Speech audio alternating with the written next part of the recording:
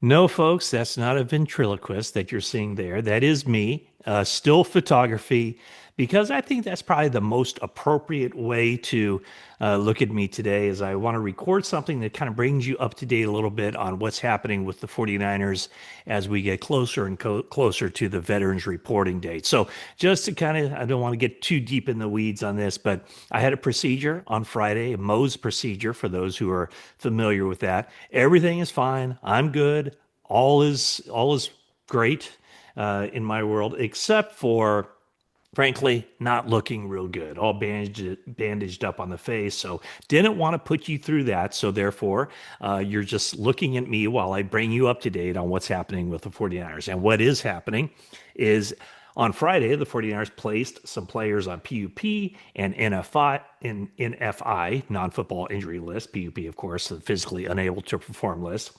And this was something that kind of caught up, kind of snuck up on everybody because veteran players aren't mandatory to report until July 22nd. So that's coming up on Tuesday.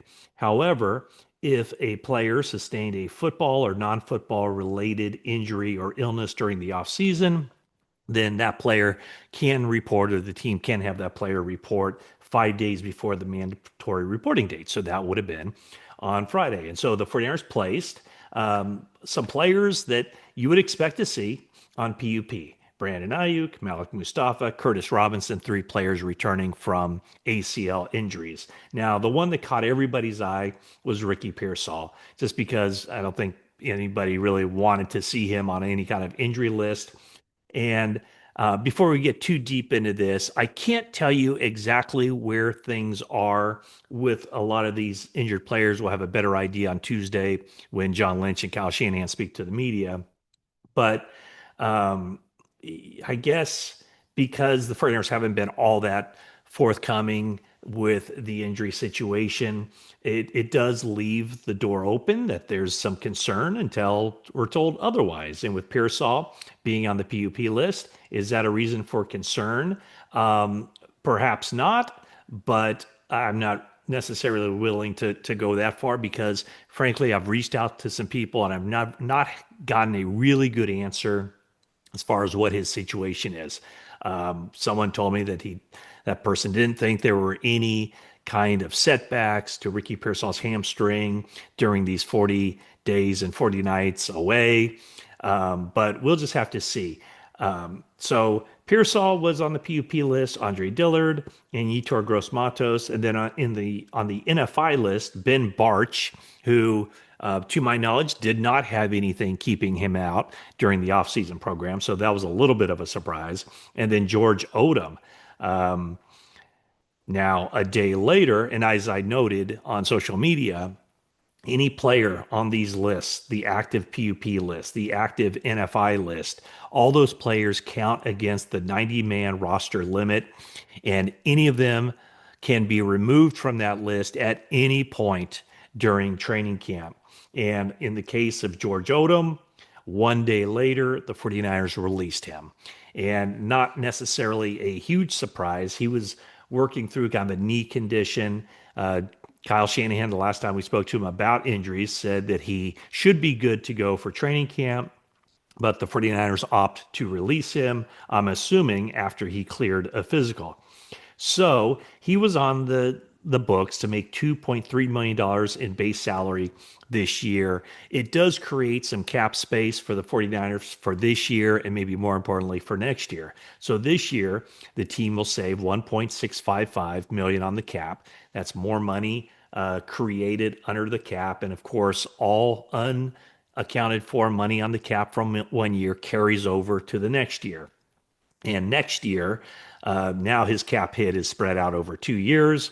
Next year, the salary cap savings will be 2.125 million on the cap. So in a lot of ways, this George Odum release kind of fits like some of the other players the 49ers have released. Guys like Deebo Samuel, well, that was a trade, obviously, but Deebo Samuel, Leonard Floyd, Malik Collins, guys that they didn't really need to create salary cap space for this year, but they want to create a cushion for the years ahead and kind of clean their books up for the future for when the big money contracts of, Brandon Ayuk and Brock Purdy and, increases in pay for Bosa and Warner and Kittle and Trent Williams, all those guys. When those contracts, Diamond Lenore, when those contracts start kicking in, Christian McCaffrey, or they start rising, 49ers will be set up so that they can better handle those situations. Okay, so let's talk about the PUP and what it means.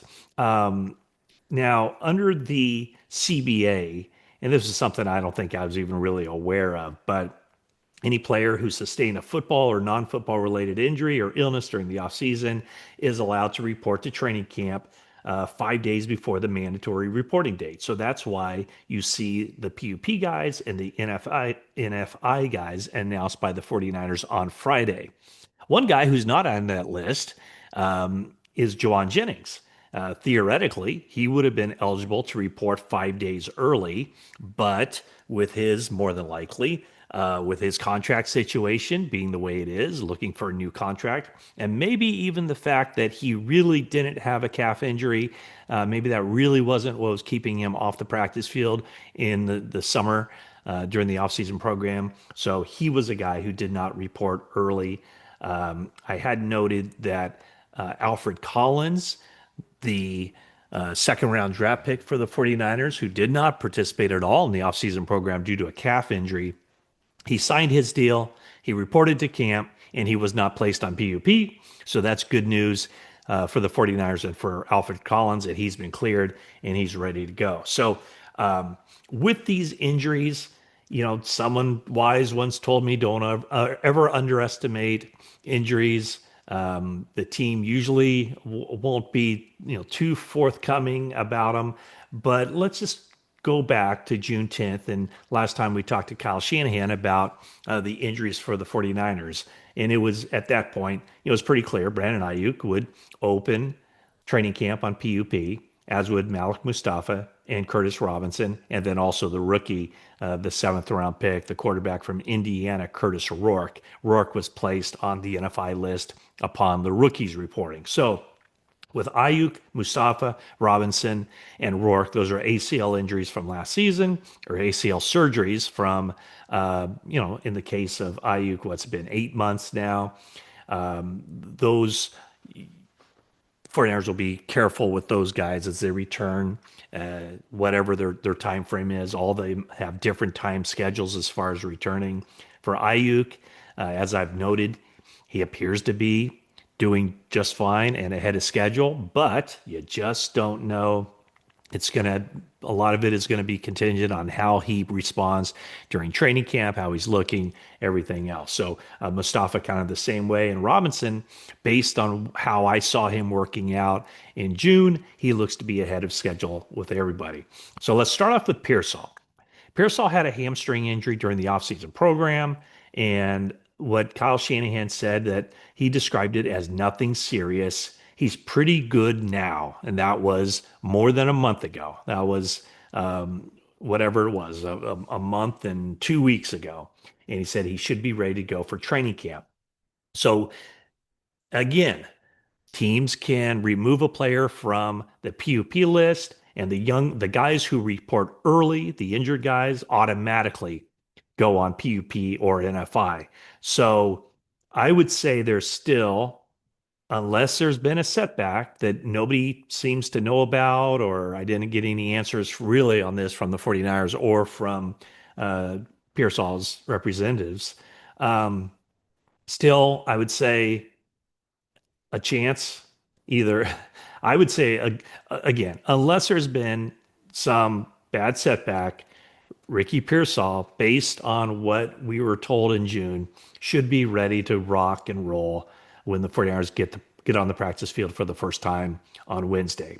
Andre Dillard, he had his ankle scoped during the offseason. He's a free agent pickup, a guy who could be in line to be a swing tackle. Certainly not a starter, but a former first round pick of the Eagles. Could be Trent Williams' backup, could be backup to Colton McKivitz as well. He'll face competition on that front from Spencer Burford. So what Kyle Shanahan said about Andre Dillard, he should be good by training camp.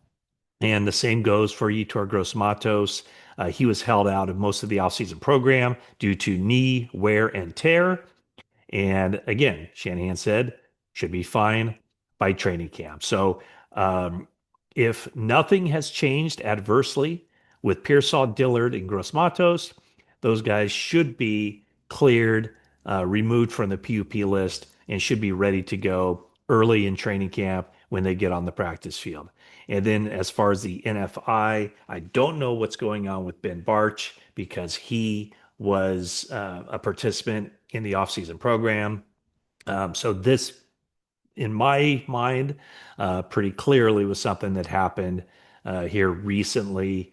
And so we'll see, keep an eye on that. But as I've said this offseason, it certainly seems to me like Ben Barch is the odds-on favorite to take over as the 49ers starting left guard in place of Aaron Banks, who signed the big money contract with the Green Bay Packers early in the free agent signing period. So that's a rundown of the guys on PUP, the guys on NFI. George Odum released a backup safety, core special teams players, but the 49ers have really kind of turned over the whole special teams composition to the special teams coordinator, Brant Boyer. The 49ers brought in a lot of special teams help, both in free agency as well as in the draft. It should be noted too, Marquise Siegel, a draft pick for the 49ers who did not participate in the offseason program due to some sort of condition. He also was not placed on any injury list, and he's ready to go along with Alfred Collins. And Siegel is certainly a guy who could be a big help on special teams, a safety from Kansas State. So Ben Barch, we'll keep an eye on him when he might be removed from the NFI list. George Odum, no longer with the organization after signing in 2022, and Brant Boyer believes that the free agent signing period brought in enough players, including Richie Grant, Saran Neal, Luke Gifford, just to name a few, some of the guys who are expected to be guys who can contribute in a big way on special teams. So that's the rundown of what's going on with the 49ers as we get closer and closer to training camp. Hopefully, after I get my face looking somewhat decently, we can get back to seeing me, I guess. Maybe you like this better, just looking at a picture of me there in the what is that? That's the south end zone at Levi's Stadium. So thanks for watching this, or listening at least, to this 49ers update, and we'll have more as we get more information on these injuries.